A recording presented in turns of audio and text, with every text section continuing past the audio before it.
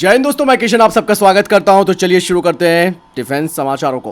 पहली अपडेट की बात करते हैं जो कि हमारे एएमसीए प्रोग्राम को लेकर आ रही है। और यहां पर सबसे खास बात यह है कि एएमसीए के इंजन को लेकर एक बड़ी बात सामने आई है। दरअसल मैं आपको बता दूं कि भारत का जो GTRE है वो 5th जनरेशन के एडवांस मीडियम कॉम्बैक्ट एयरक्राफ्ट के लिए नए इंजन को साथ में बनाने को लेकर बातचीत कर रहा है। और अगले कुछ महीनों में भारत अपना एक पार्टनर ढूंढ लेगा एएमसीए के इंजन निर्माण के लिए। अब बात यह आती है कि दोस्तों ये जो नया नेक्स्ट जनरेशन का इंजन होगा वो गेम चेंजर होने वाला है, जो कि अपने वेट क्लास यानी कि लगभग 25 टन के जो भी मौजूदा एयरक्राफ्ट हैं उनके बीच इसका जो हाई ड्राई थ्रस्ट होगा 75 किलो न्यूटन का। क्योंकि दोस्तों एएमसीए फाइटर जेट के लिए सुपर क्रूज क्षमता होनी बहुत ज़रूरी है। और ऐसे में दोस्तों जो हाई थ्रस्ट इंजन है वो एएमसीए को सुपर क्रूज करने की क्षमता प्रदान करेगा, जिससे कि ये फाइटर जेट बिना ध्वनि की गति से अधिक सुपर क्रूज हो सकता है। और साथ ही इसका एक बड़ा फायदा ये होगा, जो भी भविष्य के हाई स्पीड मिशंस होंगे उसमें इस फाइटर जेट की जो फ्यूल एफिशिएंसी है और कॉम्बैक्ट रेंज है उसमें भी ज़बरदस्त फायदा होगा। यहाँ पर एक बात और मैं बता दूँ कि एएमसीए इंजन को जो हायर थ्रस्ट है उसकी ज़रूरत इसीलिए भी है क्योंकि भारत का जो पर्यावरण है वो चुनौतीपूर्ण रहेगा इन इंजनों के लिए, क्योंकि भारत की जलवायु खास करके भारत में गर्म और शुष्क दोनों तरीके की परिस्थितियां होती हैं, जिससे कि जेट इंजन की जो पावर है उसमें गिरावट होती है। इसीलिए नए इंजन का जो हाई ड्राई थ्रस्ट है वो प्रभावी ढंग से इस समस्या का सॉल्यूशन कर सकता है और अपनी ऑप्टिमल परफॉर्मेंस को सुनिश्चित कर सकता है। और अगर बात करते हैं आफ्टर बर्नर के साथ, तो ये जो नया इंजन होगा वो वर्तमान में जो सुखोई 30 MKI को पावर देने वाले AL-31F इंजन है उनके बराबर का थ्रस्ट लेवल ले आएगा। और ये जो एडेप्टेबिलिटी है नए इंजन की वो भविष्य के कॉम्बैक्ट सिनेरियो में काफ़ी फायदा देगी भारत को। और यही नहीं, इस नए इंजन से भारत फिर आगे 6th जनरेशन फाइटर जेट की तरफ भी बढ़ सकता है। बढ़ते नेक्स्ट अपडेट की तरफ। दोस्तों क्या आपको लगता है कि भारत को अभी भी MRFA टेंडर के तहत 4.5 जनरेशन के एयरक्राफ्ट लेने चाहिए? जिस तरीके की मौजूदा स्थिति है उसे अगर देखा जाए, यहाँ पर मैं मॉडर्न वॉरफेयर सिनेरियो की बात कर रहा हूँ, क्योंकि इस वक्त आसानी से भारत को 4.5 जनरेशन के फाइटर जेट्स मिल जाएंगे जो कि मार्केट में अवेलेबल भी हैं। लेकिन दोस्तों ये रास्ता भारत के लिए एक रणनीतिक गतिरोध की ओर भी ले जा सकता है, यानी कि भारत को इसकी बजाय 5th जनरेशन फाइटर जेट के लिए ही आगे बढ़ना चाहिए, क्योंकि 5th जनरेशन के फाइटर जेट में स्टेल्थ, एडवांस एवियोनिक्स और बेहतर सेंसर फ्यूजन जैसी कुछ विशेषताएं होती है। और ये जैसे कि मैंने कहा कि मॉडर्न वॉरफेयर में एक निर्णायक बढ़त का भी कारण बनते हैं। ये दुश्मन के हवाई क्षेत्र में बिना पहचाने घुस जाते हैं और रियल टाइम की खुफिया जानकारी इकट्ठा भी करते हैं और एक बेहतर मारक क्षमता और मैन्युअबिलिटी के साथ अपने विरोधियों पर भी काबू पा सकते हैं। लेकिन दोस्तों 4.5 पीढ़ी के जो फाइटर जेट्स हैं वो इस लेवल पर कॉम्पीट नहीं कर सकते हैं। अगर जियोपॉलिटिकल स्थितियों को देखा जाए, 4.5 जनरेशन के फाइटर जेट में इन्वेस्टमेंट करने से उन्हें पूरी तरीके से इंटीग्रेट करने में जो समय लगता है उस वक्त तक जो टेक्नोलॉजी भी है वो भी ऑब्सोल्यूट होने लगती है। लेकिन दूसरी ओर 5th जनरेशन के जो प्लेटफॉर्म होते हैं उनमें लॉन्ग टर्म इन्वेस्टमेंट होता है और उनकी जो एडवांस क्षमताएं हैं वो आने वाले दशकों तक भारतीय वायुसेना के डोमिनेंस को सुनिश्चित करेंगे। अब आपके मन में ये सवाल आ रहा होगा कि भारत तो एएमसीए फाइटर जेट पर काम कर रहा है। नहीं दोस्तों, बात वो नहीं है। बात ये है कि एएमसीए कोई आज और कल या 2 या 3 साल में बनकर नहीं तैयार होने वाला, ये काफ़ी लंबा वक्त लेगा। अगर हम कुछ स्क्वाड्रन 5th जनरेशन के फाइटर जेट की शामिल करते हैं, इससे हमारे एएमसीए फाइटर जेट को भी एक बड़ा फ़ायदा मिलेगा, क्योंकि भारत को किसी विदेशी निर्माता के साथ सहयोग करके काफ़ी महत्वपूर्ण टेक्नोलॉजी की जानकारी भी मिलेगी और इससे हम अपने एएमसीए फाइटर जेट प्रोग्राम को तेज़ी से आगे बढ़ा सकते हैं और एक समय के बाद हम अपने अत्याधुनिक फाइटर जेट बनाने में आत्मनिर्भरता भी हासिल कर सकते हैं।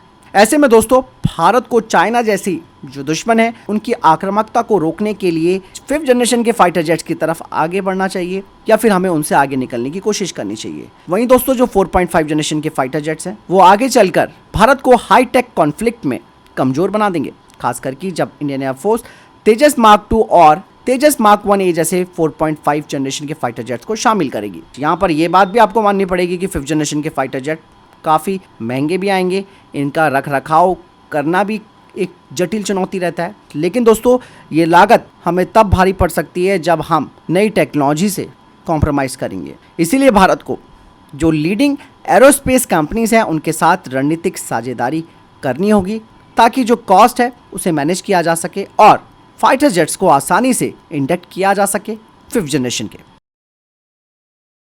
चलिए बढ़ते नेक्स्ट अपडेट की तरफ। दोस्तों आखिर भारत की 3 ब्रह्मोस मिसाइलें चाइना के एयरक्राफ्ट कैरियर को डुबो सकती हैं। आप देखते होंगे कि अक्सर चाइना कई बार ये दावा करता है कि उसने भारत के राफेल फाइटर जेट को मार गिराया। अब ऐसे में अंदाजा कैसे लगता है, जिसके लिए दुनिया भर की जो वायुसेनाएं हैं या नौसेनाएं वो एक सिमुलेशन अभ्यास करती हैं, जिसमें कि जो प्रतिद्वंदी होता है उसके एसेट्स के खिलाफ रणनीति बना करके अपने प्लेटफॉर्म्स को टेस्ट किया जाता है। लेकिन दोस्तों यहाँ पर एक सिमुलेशन किया गया जिसमें कि भारतीय सेना के द्वारा सिर्फ 3 ब्रह्मोस सुपरसोनिक क्रूज मिसाइलों का एक सैल्वो चाइना के एयरक्राफ्ट कैरियर को या तो डिसेबल कर सकता है या फिर उसे पूरी तरीके से खत्म कर सकता है। यानी कि ब्रह्मोस की अत्यधिक गति और गतिशीलता पर यह बात निर्भर करती है, जो कि इस तरीके के बड़े लक्ष्यों के खिलाफ एक दुर्जय हथियार बन जाता है। और ब्रह्मोस जिसकी क्षमता मैक 3 तक है, इस मिसाइल को जो युद्धपोतों पर लगे traditional ship based defence system है उनके लिए इसे रोक पाना कठिन हो जाता है, क्योंकि इस मिसाइल की एक तो मैंने कहा कि स्पीड और दूसरा इसकी कम ऊंचाई पर स्कीमिंग करने की जो ताकत है वो दुश्मनों के लिए चुनौती पेश करती है। ब्रह्मोस एक बड़ा हथियार ले जाता है और एक एयरक्राफ्ट कैरियर पर उसे तबाह कर सकता है। हालांकि यहाँ पर एक चीज़ मैं आपको और बता दूं, ये जो सिमुलेशन किया जाता है वो केवल कुछ डेटा हमें प्रदान करता है कि कितनी हमारी एफिशिएंसी है, कितना इफेक्टिव हमारा हथियार है। लेकिन रियल टाइम की जो दुनिया है उसमें ये पूरा सिनेरियो बदल सकता है, खास करके तब जब दुश्मन के जवाबी उपायों के बारे में अगर हम सोचते हैं, जिसमें कि दुश्मन काउंटर मेजर्स के लिए इलेक्ट्रॉनिक वॉरफेयर और कैरियर ग्रुप के द्वारा जो डिफेंसिव टैक्टिक्स है उनका इस्तेमाल करती हैं, जिससे कि ये परिणाम जो हमें मिले हैं वो बदल सकते हैं। क्योंकि दोस्तों ऐसा नहीं है कि दुश्मन को कम समझना है। मॉडर्न एयरक्राफ्ट कैरियर की अगर मैं बात करूं तो उनमें एक सोफिस्टिकेटेड लेयर डिफेंसेस होती हैं, जिसमें कि एंटी मिसाइल और रडार सिस्टम तैनात होते हैं। अब यहाँ पर बात आती है कि ब्रह्मोस मिसाइल अगर इन बार्जेस को पार कर जाती है या उन पर काबू पा लेती है तो निश्चित तौर पर चीन का एयरक्राफ्ट कैरियर खत्म हो जाएगा। लेकिन इसके लिए 3 मिसाइलें आपको लॉन्च करनी पड़ेगी, क्योंकि एक बड़ा सैल्वो स्टैटिस्टिकली इस चीज़ की प्रोबेबिलिटी को बढ़ा देता है कि वो एयरक्राफ्ट कैरियर को खत्म कर देगा। ब्रह्मोस एक एडवांस एंटी शिप मिसाइल है जो कि वर्तमान के जो भी कन्वेंशनल एयरक्राफ्ट कैरियर्स हैं उन्हें चुनौती देती है। लेकिन दोस्तों दुश्मन भी ये बात जानता है, इसलिए वो डिफेंसिव टेक्नोलॉजीज पर काम कर रहा है। चलिए बढ़ते नेक्स्ट अपडेट की तरफ। दोस्तों इंडियन आर्मी अशोका लीलैंड से GTV 6x6 वाहनों के एक नए बैच को शामिल करने पर विचार कर रही है, जिससे कि भारतीय सेना की जो मारक क्षमता और गतिशीलता है उसमें वृद्धि होगी। और बता दें कि ये जो मजबूत ऑल टेरेन वाहन है वो विशेष रूप से भारतीय सेना के मीडियम आर्टिलरी और एयर डिफेंस रेजिमेंट के द्वारा मांगे गए हैं।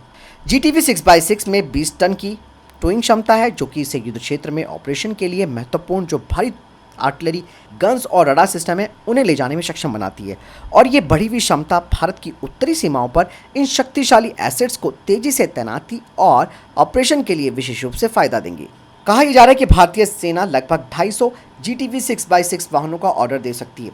और ये बड़ी खरीद अशोका लीलैंड की इंजीनियरिंग कौशल और GTV 6x6 की चुनौतीपूर्ण ऑपरेशनल एनवायरनमेंट में प्रभावी ढंग से प्रदर्शन करने की क्षमता में सेना के विश्वास को दर्शाती है। बढ़ते नेक्स्ट अपडेट की तरफ। दोस्तों मैंने आपको डिफेंस अपडेट में बताया था कि भारतीय सेना अब भविष्य में एक एडवर्सरियल फोर्स यानी कि प्रतिद्वंदी बल को तैयार करने का विचार कर रही है। दोस्तों यानी कि ये भी एक तरीके का सिमुलेशन होगा, लेकिन ये रियल कंडीशन वाला सिमुलेशन होगा, जिसके तहत भारतीय सेना एक दुश्मन वाली सेना की एक एडवर्सरियल फोर्स तैयार करेगी, जो कि भारतीय सेना को दुश्मन की तरह चुनौती पेश करेगी।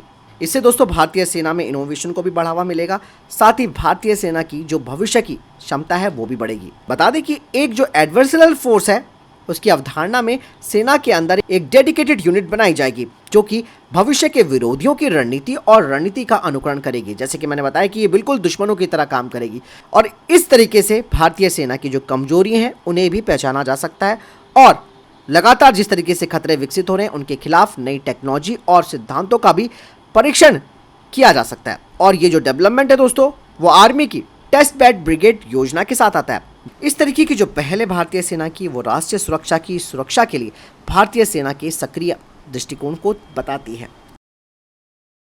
बढ़ते नेक्स्ट अपडेट की तरफ। दोस्तों कुछ खबरें आई हैं कि अमेरिका ने भारत की करीबन 1 दर्जन से अधिक कंपनियों को बैन कर दिया है। अमेरिकी ट्रेजरी विभाग की तरफ से ये काम किया गया है और उन्होंने कहा कि अमेरिका ने ईरानी सेना की ओर से अवैध व्यापार और यूएवी ट्रांसफर की सुविधा के लिए भारत की 3 कंपनियों सहित 1 दर्जन से अधिक कंपनियों पर प्रतिबंध लगाया है। साथ ही ऑफिशियली बयान में ये भी कहा गया है कि ये जो कंपनियां थी वो व्यक्तियों को यानी कि इंसानों और जहाजों की यूक्रेन रूस युद्ध के दौरान ईरान के जो ड्रोन्स हैं उनकी गुप्त बिक्री कर रही थी। जो 3 भारतीय कंपनियां उसमें Jain shipping, port India private limited और sea arch ship management private limited है।